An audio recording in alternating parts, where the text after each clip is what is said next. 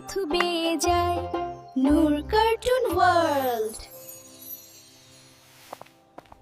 একটি ছোট গ্রামে থাকতো এক ছেলে, নাম তার আমিন।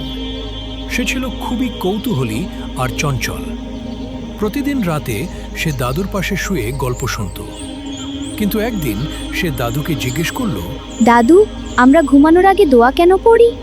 দাদু মৃদু হেসে বললেন, কারণ আমরা জানি না ঘুম থেকে আর উঠতে পারবো কিনা, তাই আল্লাহর কাছে নিজেকে সোপর্দ করে ঘুমাতে হয়।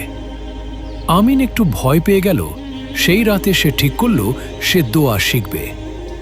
দাদু তাকে ধীরে ধীরে শিখালেন ঘুমানোর দোয়া।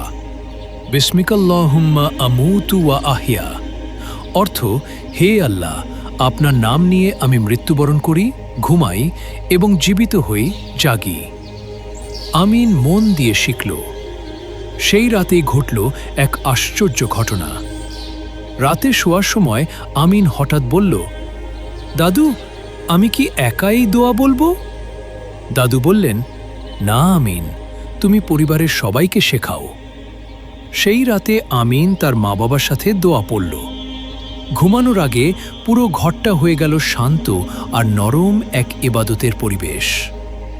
পরের দিন সকালে সূর্যের আলো জানালা দিয়ে আসতেই আমিন হাসি মুখে জেগে উঠল। সে দৌড়ে গিয়ে দাদুকে বলল, দাদু, আমি বেঁচে আছি।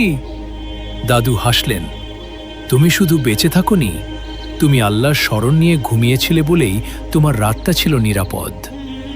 শিক্ষণীয় কথা, ঘুমানোর আগে দোয়া পড়া সুন্নত। আমরা জানি না কখন মৃত্যু আসবে, তাই আল্লাহকে স্মরণ করে ঘুমানো উচিত।